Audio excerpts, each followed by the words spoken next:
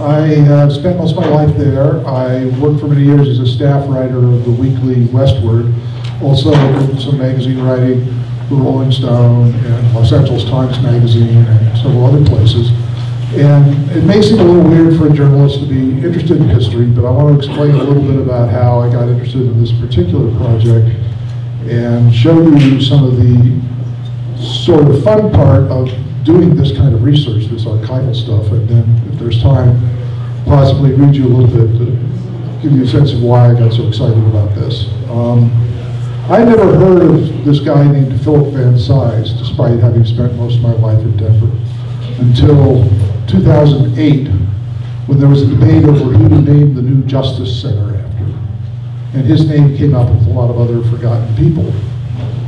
And I knew a little bit about Van Cise. He was known mainly for having cleared out a bunch of con men who were running the big con in Denver in the summertime in the 1920s. If you've ever seen the movie The Sting, it's something similar to that, a very elaborate kind of con game. In this case, a fake stock exchange on 17th Street where they took rich tourists and fleeced them out of hundreds of thousands of dollars, which of course in today's money would be serious money. Van Cise, through some very brilliant improvisational stuff, managed to beat that group. But what wasn't as well known was the fact that after doing that, he turned around and started an investigation of the Ku Klux Klan, which was in the process of taking over state government, which is a story that this chapter kind of gets lost sometimes in Colorado history. So I got really excited and over the years started to look into the materials, thinking, well, gosh, it all happened 100 years ago. What is there to tell us about that? And surprisingly, a lot of stuff was intact. Partly it's because Van Cise was such a methodical investigator. There's an awful lot of source material that was just sitting there that needed to be dug out and something done with it. So I embarked on this book called Gangbuster, and with really a couple of objectives. One was to do some justice for Van Cise, understand who this guy was, what he accomplished, and also tell it in a way that would bring it alive, that would not be an aloof kind of history. History, I think, is too important to be left to historians, really. There need to be more journalists doing history because you have this way of trying to talk about the here and now and making the past more urgent and maybe a lot more closer than we think. So in doing this, I also think I tried to get into how this was something that reverberates through the years, may have changed the course of where Denver and Colorado as a state was going, but we'll talk a little more about that as we go. So, I want to get into this slideshow, give you an idea of the sense of the stuff that I was looking at and fighting for. The fundamental question being, you know, who is this guy? And let's start here. That's Philip Van Cise on the right. At the age of 13, he was born in Deadwood, South Dakota. And that's his father and his sister. His father, Edwin, was an enormous influence on him. Edwin was many things. He was a minister, he was a newspaper editor, he was a Civil War veteran. He ultimately became a lawyer and practiced law in Deadwood and represented the Sioux pro bono in their claims about displacement because of the Black Hills mining rush.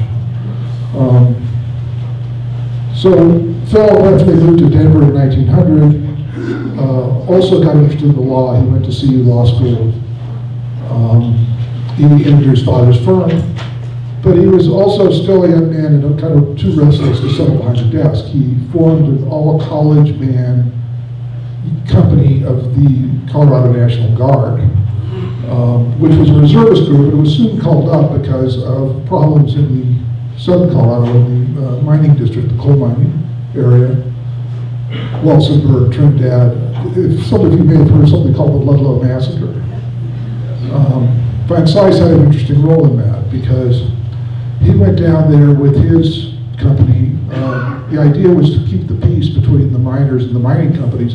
The miners, once they went on strike, became essentially homeless because they were living in company housing. They they set up tents along the railroad tracks in an effort to try to discourage the scabs from leaving the trades and going to work in the mines. And these became entire community colonies. They had their own barber shop, they had ballpark fields, and all sorts of things. And Van Cise and his men, he was known as the captain of the beard because he got along well with the colonists.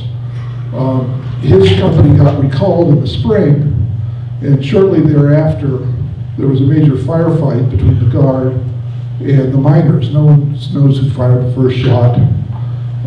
Van Cise was sent back down because several people died in this conflict, and the worst of it was women and children who had tried to get away from the militia, was just setting fire to the tents, and they went under the tents to the cellars in an effort to get away from the flames, and some were asphyxiated there. This was the most deadly labor conflict in American history. Happened right down a few miles outside of Trinidad. Van Cise came back a few days after the massacre and started investigating at the governor's request of who did what. Found many guardsmen who he thought were culpable, including the lieutenant who he thought had executed prisoners, and pushed for court-martials. No one was, I mean, he did get the court-martials, they were largely a whitewash, but his name became known as sort of a whistleblower in all of this. He then went on, he resigned from the Guard, he enlisted for World War I, he came back as a lieutenant colonel, specializing in military intelligence. That's his son and daughter on the right-hand side, along with his wife in the picture. He's getting his Distinguished Service Medal. And he ended back in Denver when he decided to run for DA. He had no experience as a prosecutor, but he knew the town was full of crime, and he thought he could clean up the town, be a little more aggressive than the current DA, who for some mysterious reason didn't seem to file very many cases. It wasn't until he got into office that he realized why. Denver was a protected town, and lots of people from the mayor on down were on the take, especially the policemen on the beat. Lou the Fixer Blanger had been behind the scenes running the things in Denver for many years, and essentially he got a cut of whatever the con men did or other groups that came into town, and in exchange for that he protected you from police. He offered Van Cise a $25,000 campaign donation.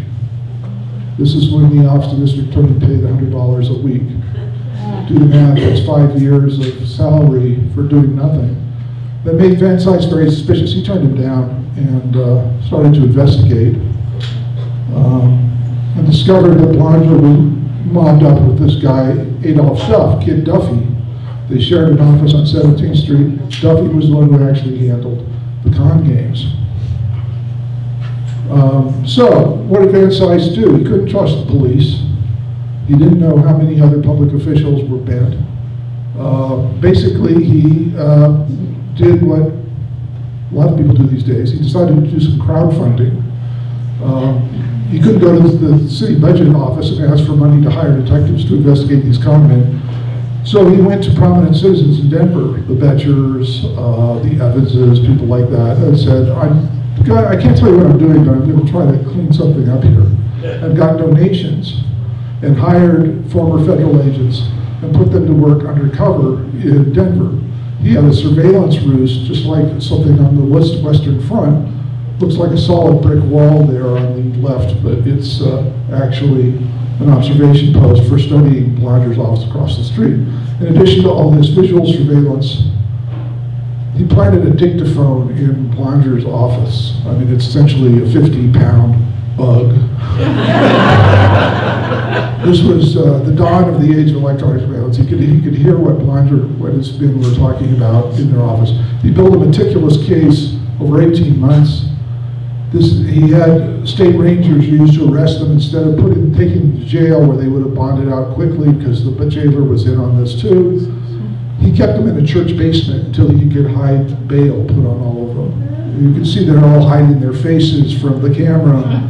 Back in those days, anonymity was the con man's greatest tool, right? I mean, you did something in one town, then you moved to another town, you had a different you had a different identity, and you did something else. This is Kid Duffy fighting getting his mugshot taken.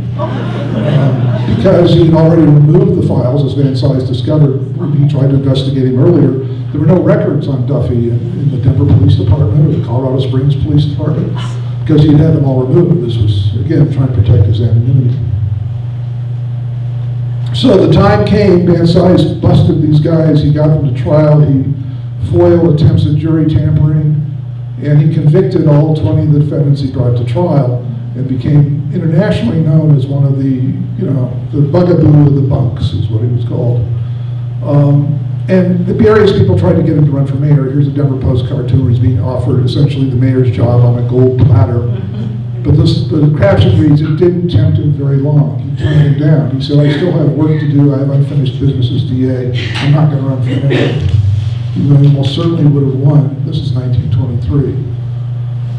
Part of the unfinished business was this sudden appearance of the Ku Klux Klan, which had started out as this sort of quasi-secret society, sort of a fraternal organization. In the early 20s, it kind of came into Denver.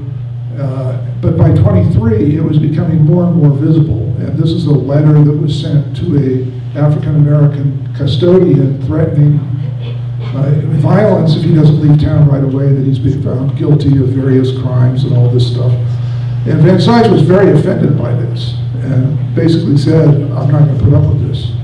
I think he underestimated exactly how fast the Klan was rising, but he was one of the few public officials to even mention them and start to investigate them. He put together a grand jury specifically to try to find out who the leadership was. He started collecting Klan literature.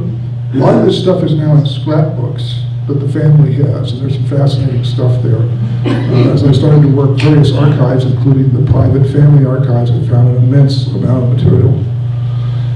And he ultimately found out the guy running the Klan was this fat homeopathic doctor, John Galen Locke, this gumpy little guy who was oddly charismatic, in spite of his squeaky voice and his otherwise strange appearance. And apparently he had quite a following. And Locke had his offices right across from the Denver Press Club in Denver. I had mentioned that Van Cise didn't run for mayor. This is the guy who won instead. He was an obscure bureaucrat. Nobody knew much about him, for him or against him. During the race, various people asked him, well, what about the Klan? Aren't you going to denounce them? And he sort of gave this half-hearted statement about how, no, we don't really need the Klan. True Americanism needs no mask. But he was wearing a mask. This is the official Klan ledger, which has survived. That's the name Benjamin Franklin Stapleton there at number 1128. That's kind of early membership number, which means he was in the Klan well before he ran for office. Not too many of these ledgers survive. The one in Denver miraculously does, which is a great help to all this kinds of research. This is something that ran in a Klan newspaper immediately after the election. Single Klansman outside City Hall giving a sort of 1920s version of a city hall, and basically letting everybody know we're in charge now. And Stapleton did start appointing Klansmen to the manager of safety's office, to the city attorney's office. His loyalties became very apparent soon after the election. And eventually the Klan came out of this sort of quasi-secret, we're lurking in the shadows thing, and started having parades. Up on top of Table Mesa Mountain outside of Golden, every Monday night, they would have these rallies that drew thousands of people. There would be speeches, there would be cross burnings.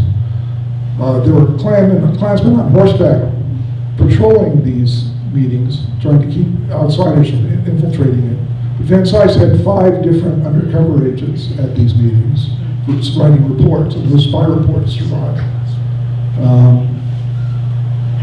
And the interesting thing is, all of those guys didn't know who each other were. They were all there on their own ticket, more or less. But the Klan was getting so popular, it was getting normalized in Colorado. I mean, this is an ad featuring a picnic at Lakeside. Bring the kiddies, right?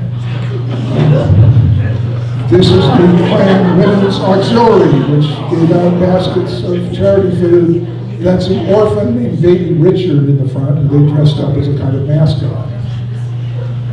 So I mean, this was becoming the new normal, which Van Cise refused to accept, and he went through these spy reports carefully, and he was looking at ways, the connections these guys had, and ways to try to alert the public about this, and what to do about it before the 1924 elections, where they had their eyes on the governor's office and many other seats.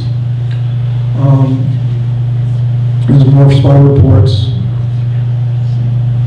One of the things that came out of these spy reports is the revelation that Judge Morley, this fellow right here, was a Klansman. This is a judge Van Cise clashed with repeatedly over a number of things, and that Morley was going to become the Klan candidate for governor. Not being able to do anything about this in terms of the police, again, just like with the con men, this time there was really, the police department was really with Klansmen. Van Cise went to the press. In this case, the one newspaper that he trusted could do something about this was the smallest paper in town, but they ran these exposés before the election, so these people couldn't say they didn't know who they were voting for here. In his last week in office, Van Cise took the most daring step that he could. He filed felony kidnapping charges against the Grand Dragon. That's Dr. Locke reporting to jail with his attorney below him there. This was because of a bizarre incident where an East High School student had been shanghaied basically and forced into a shotgun wedding with the daughter of a Klansman that had been impregnated.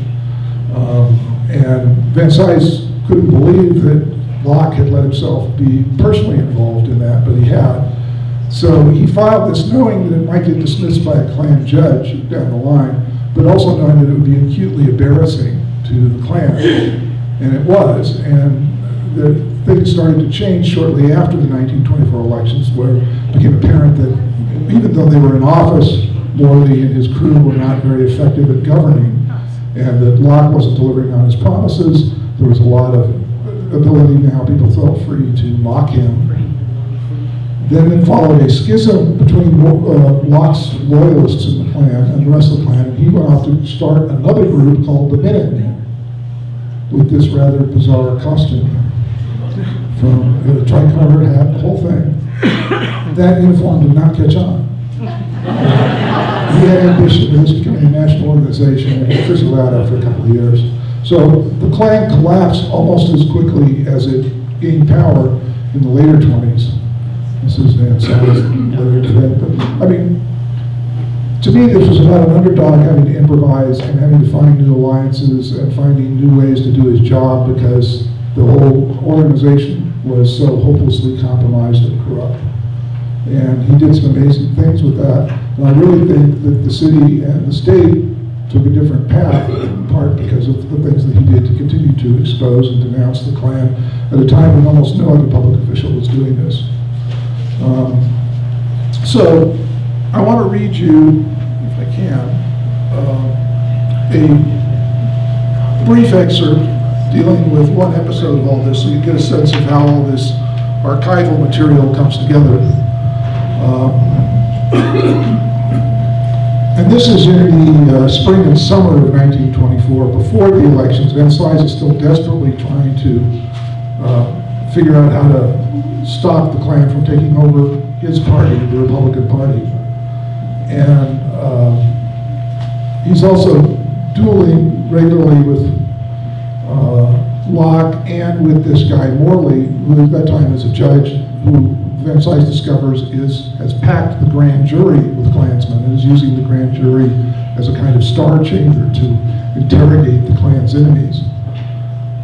So he's trying to figure out how to deal with all this. At the same time, he's got his regular job as DA to do, including murder trials. So let me just give you this excerpt and you can go from there.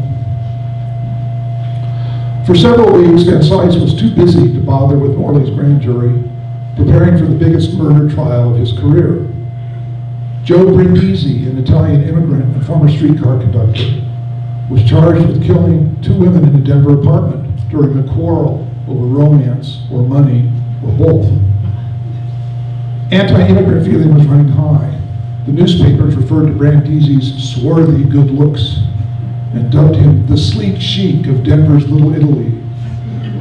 But Van Cise was determined to get a conviction based on evidence, not hysteria. The courtroom was packed, extra guards roamed the halls and kept close watch on the gallery and the defendant. Judge Morley presided. During one of the recesses, Morley summoned Van Cise to his chambers. He showed the district attorney a note from the grand jury. The group had been meeting without Van Cise's knowledge, and since the DA was busy with a murder trial, requested that a special prosecutor be appointed. Morley already had a certain Klan lawyer in mind for the job. Morley demanded that this be done and cursed me when I refused to accede to his request, Van Cise wrote in an account of the conversation. Morley told me that he was doing this to protect me, and I told him that I needed no protection from him or from anyone else, that he or anyone else, if they desired to make charges against me, could go into open court and do it, and for them to cut out all this secret and childish stuff. Van Cise's closing argument in the Brindisi case was a memorable one. He arranged the blood-stained clothes of the two women to show the positions in which their bodies were found and walked the jury through a step-by-step reenactment of the murders. It was a seemingly perfect chain of circumstantial evidence with every link well-formed, one reporter observed. The jury was out 13 hours, quibbling about whether it was first-degree or second-degree murder. They decided on first-degree. Since the prosecution had not sought the death penalty, that meant life in prison for Brindisi. The accolades from the district attorney poured in. Van Cise hadn't heard so many attaboys since the bunco convictions. The most unusual plaudit came by Western Union to his home. Congratulations on your splendid address to the jury and your wonderful victory, the telegram read, Dr. J.G. Locke. He had never received such a nice note before from someone he hoped to put behind bars. 2 days later, Dr. Locke presented himself at the district attorney's office. He wore a well-cut suit, not the robes he favored for more festive occasions. He once again praised Van Cise for his handling of the Brindisi case. Then he urged the prosecutor to consider running for governor in the fall, with, of course, the backing of a certain group, a group so well known that there was no need to mention its name. You know that we have a very strong and influential organization, he said, and we want to back a man of your type and caliber. Van Cise had been here before with Lou Blanger, another corpulent devil who offered him all the kingdoms of the world if he would only play along. Once again, he declined. The next day, Mayor Stapleton named a new chief of police, William Candlish, a former state senator and assayer. Candlish had no background in law enforcement, and a pile of debts from a failed radium processing venture. Stapleton and manager of safety Hershey offered differing accounts of how Candlish happened to be selected, but it soon became obvious that he was Locke's man. Candlish got busy with promotions and reassignments, rewarding Klan members on the force with plum positions, and banishing Irish Catholic cops to remote beats and night shifts. He devised a chief's uniform that was heavy on gold braid. Noting that the chief seemed to spend a lot of time in soda parlors, which often served as fronts for bootlegging operations, Ray Humphreys of the Denver Post dubbed him Coca-Cola Candlish, or if you like, Coca-Cola Candlish.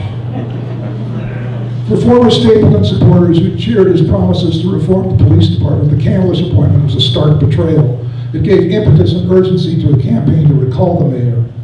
The petition didn't mention the Klan influence directly, but among the grounds for the mayor's removal, it stated that the police force had become so demoralized that crime runs rampant in our midst.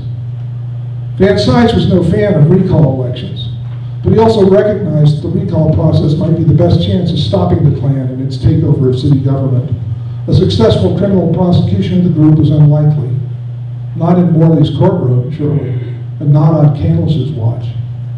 He had to find a way to take the intel he gathered on the Klan leadership and deliver it, all neatly tied in a bow, to a higher court, the citizens of Denver. A public official looking to spill secrets in Denver had many niche publications to choose from, including a Black weekly, a Jewish weekly, and a Catholic weekly. But of the 4 major dailies in town, only one had shown any appetite for going after the Klan. The Rocky Mountain News and the Denver Times, both owned by the same company, had cluxers in management and were largely mute about the organization. The Denver Post blew hot and cold. At Klan meetings, Locke bragged of having taken one of the paper's owners, Harry Tammet, for a ride one night and made him a Christian. Another insider account had it that Locke had ordered Tammet's partner, Frederick Bonfils, to retract an unflattering story and run another one praising the Klan, or else his newspaper building would become the flattest place on Champa Street. With the other newspapers so compromised, that left the run to the litter, the Denver Express. Owned by the Scripps Howard chain, the paper had a puny circulation and no showcase Sunday edition. It lured working-class readers with celebrity gossip, puzzles, and contests. But led by editor Sidney B. Whipple, a short, skinny Dartmouth grad in his mid-30s, the Express and its meager staff did more serious reporting on the Klan than anybody else. Initially a loud supporter of Stapleton, Whipple had spent considerable time and ink repenting his decision and tracing the mayor's unsavory connections. On March 27, 1924, the Express dropped a bomb on City Hall, the first installment of a week-long series titled Invisible Government. The expose peeked under the sheets and named names. Outed as Kluxers, Mayor Stapleton, Manager of Safety Hershey, City Attorney Means, Chief Candlish, Judge Morley, Police Magistrates Albert Orahud and Henry Bray, Carl Milliken, Colorado Secretary of State, at least 7 police sergeants and 21 patrol officers, and nearly all, if not all, of the present county grand jury now in session. The report didn't identify its sources, but Van Sice's fingerprints were all over the piece. Among other giveaways, the article mentioned that Dr. Locke was planning to put a Klansman in the governor's office, that the district attorney had been approached about the job and turned Locke down. By nightfall, the series was the talk of the town, and an emerging crisis for the Klan. If this was the opening salvo, what was in store for the next 7 days? That evening, Locke's office had a steady stream of visitors, mostly men huddled in overcoats with their hats pulled low. At 10 o'clock, an Express reporter confronted Judge Morley as he emerged from the building. Why was a district judge paying a call on the Grand Dragon at such a late hour? Morley said that he'd been feeling ill and decided to consult his physician. The next morning, 2 men barged into the Express office and demanded to see the editor. They showed Whipple an arrest warrant and told him he was summoned to appear before the grand jury. The panel had been dormant for weeks, but the Express series had brought it back to life for the sole purpose of investigating how Whipple had obtained the information he was publishing. Before they took him away, Whipple told an assistant to call Van Sice and let him know he was being arrested. Van Sice was waiting at the courthouse when Whipple and his escort arrived. He followed them as they went upstairs to the grand jury room and went inside. 2 Klansmen stationed at the door tried to bar the district attorney from entering. He pushed past them and went in. He was succinct. The grand jury, he informed the panel, has no power to arrest anyone. Whipple could sue them all for damages. They couldn't question him unless Van Sice was present. And he was putting an end to this travesty right now. He grabbed the diminutive editor by the arm and walked out. No one followed them. That was on Friday morning. Over the weekend, Morley had more secret sessions with the grand jury while the Express series continued to stir the pot. Ku Klux Klan boasts rule over City Hall, read one headline. Chief Candlish gives Kluxers inside jobs, read another. On Monday, Morley directed the district attorney to appear in his courtroom in the presence of the grand jury so that he could hear the judge's instructions to the panel and cease his interference. Van Sice came prepared with a motion of his own, asking the judge to correct his instructions and tell the grand jury that the DA must be present at all sessions. As Van Sice read his motion aloud, delineating the judge's illegal acts, Morley's face reddened with rage. There is nothing in that motion, he said. It's simply a cheap play for notoriety on your part. Morley embarked on a long tirade. That was fortunate, as Van Sice was stalling for time. Just as the judge seemed to be winding down, Deputy DA Robinson arrived with a bundle of documents, one for each juror and one for the judge. Van Sice stood up. Notwithstanding what this court has now said, he began, and notwithstanding the additional erroneous instructions to this hand-picked, so-called grand jury, I now have the pleasure of serving both the court and all the jurors with writs of mandamus from the Supreme Court of Colorado. ordered you to hold no further sessions with the jury without the presence of the district attorney. The writs were handed out in dead silence. Morley read his copy and turned to his grand jury. "Gentlemen of the jury, you are excused for 1 week," he said. "The court will be in recess." The case was argued in the Supreme Court at the end of the week. The law was on Van Sise's side, the decision unanimous in his favor. By that point, the grand jury's term had expired, with no indictments issued against anyone. Van Cise savored the victory. It showed that the Klan could be beaten. Its influence had not yet reached the highest court in the state. But the prosecutor also knew that the most important battles ahead were the recall and the statewide elections in November, battles that would be fought in the streets and the voting booth, not in court.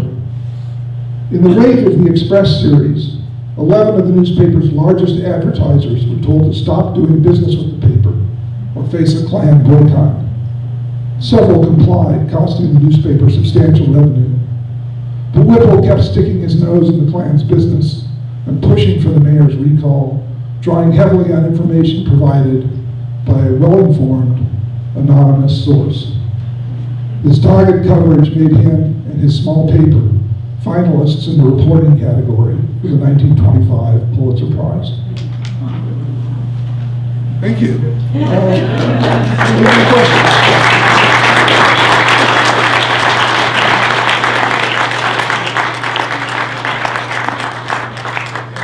We'll have some books in the back when we're done for those who might want to purchase a copy at a specially discounted Steamboat Springs price. But first, happy to take questions. What happened to Van Cise in the end? It's interesting. He was a one-term DA. He didn't want to run again, partly because he had a young family he was raising.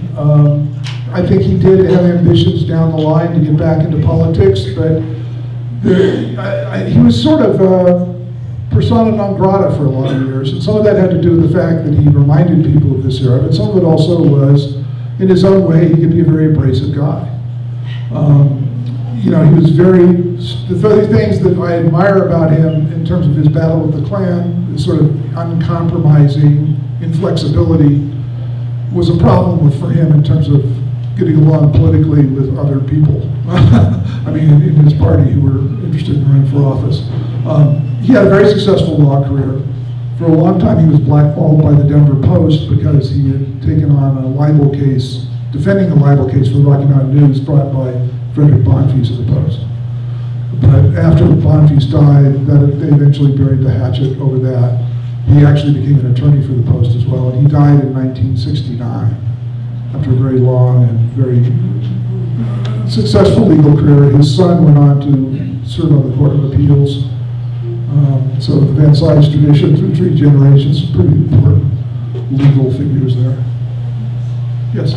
What can you say about the Ku Klux Klan in Rock County, maybe Oak Creek? You know, the northern Klansmen, as they were called, were largely under a different group than the Lots group, so I didn't look at them as much.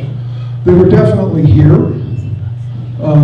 I don't know how strong they were. I think they may have been stronger in other places than Steamboat at that point, because what's interesting to me is the place you would have expected, politically you might have expected the Klan to have been very active all over the Front Range, and they were in most cities, but surprisingly not in Colorado Springs.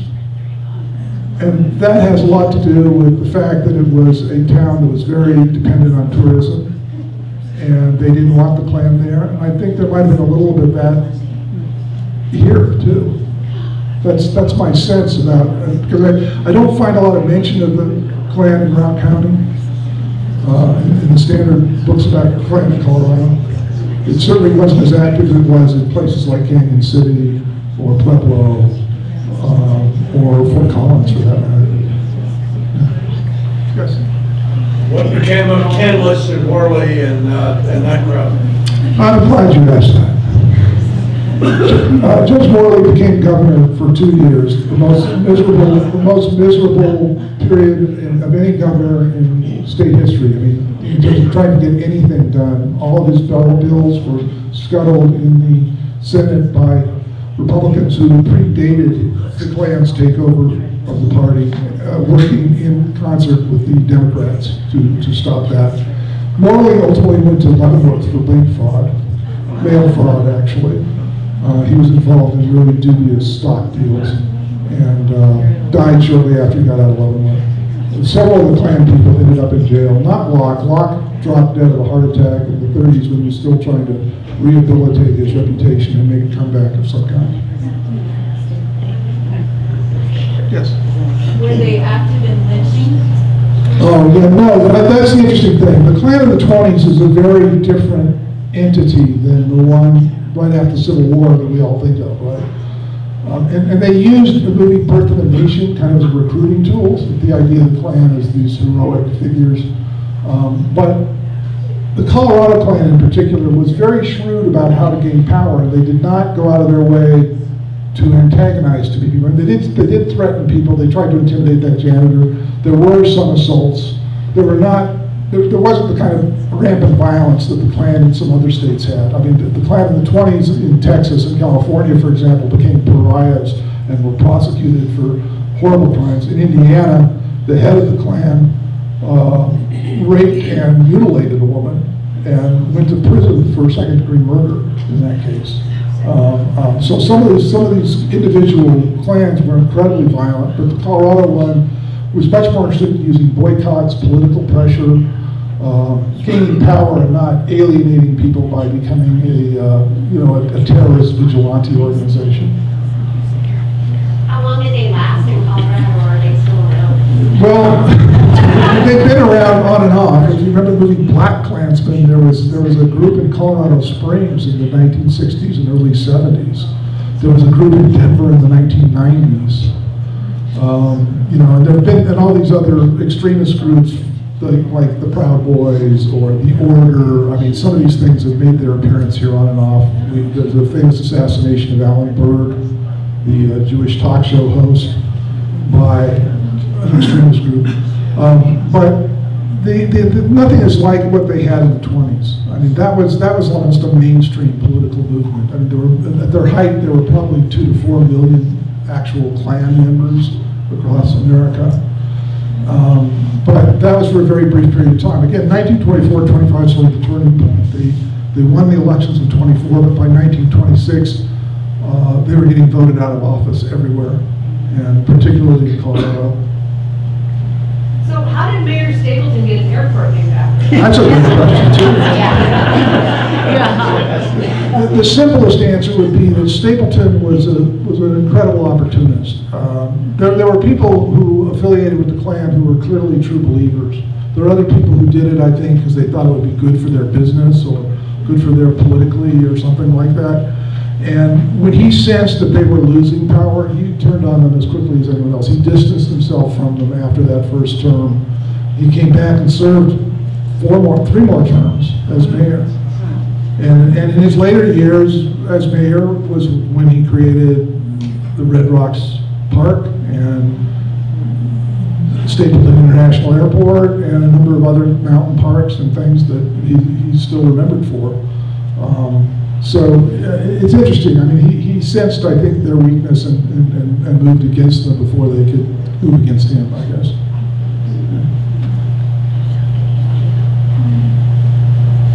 Yes, in the back.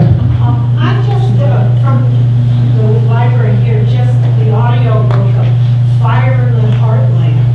And just Yes. that, it was illuminating. Yes, that's Timothy Lee, the Pulitzer Prize winner. That he wrote a book about the Indiana Klan and that brutal episode that I just mentioned. The Indiana Klan was by far the most influential in terms of the number of people who supported it in the state. Colorado was probably number 2. And that, it sort of makes your head scratch a little bit about that. I mean, it's why Colorado, why, which had no real history of the racial animus and so on. The best I can explain is that they were opportunists, and they kind of found what worked in a certain place. I mean, in some states, they were the super patriots, the 100% American people who were really, getting people worked up about immigration. In Colorado, a lot of it was anti-Catholic sentiment, anti-Jewish sentiment. More so than I want to say more so than anti-black sentiment, although that was always part of it. I don't want to minimize that because that was there too. The white supremacy thing never went away. But there was only, there were only perhaps blacks were only perhaps about 2% of the population in Colorado at that point. And the Catholics were a much more visible presence. If you were trying to divide people and give them something to work on, that was a more logical target. Judge Lindsay, who was the juvenile court judge, once said, everybody in the Klan, they paid $10 to hate somebody, and they're going to get their money's worth. They were just determined to do that. That's really a lot of what it was about, was finding a convenient target. The target kept shifting depending on where you were. I mean, what the Klan message was in Colorado was very different from what it was in Indiana, or what it was in the South, or what it was in the Northwest. How active were they in Louisville on the front range? Well, there was certainly there was a pretty good, strong chapter in Boulder. And I think Louisville would have been under their claver. So I suspect it's part of the same deal. Well, I know, at one point Louisville was occupied by either the National Guard or the Army for like a year. Was that Klan? Well, I thought that was related to the mining. That was mining. The labor unrest, yeah. Although the Klan tried to capitalize on that too. I mean, one way or another, yes. To answer the question on the KKK in Route County, you did a talk either last year or the year before on the KKK in Route County. I think it was last year. So that talk, along with the rest, is on our YouTube channel. We also have a document that a historian in Oak Creek wrote all about the KKK in Oak Creek in Route County. And what I'll do tomorrow is I'll take that PDF scan and I'll put it on the History Happy Hour website and make a talk. So if you want to read more about local KKK, I'll make that archival document available. Thank you. Thank you all very much.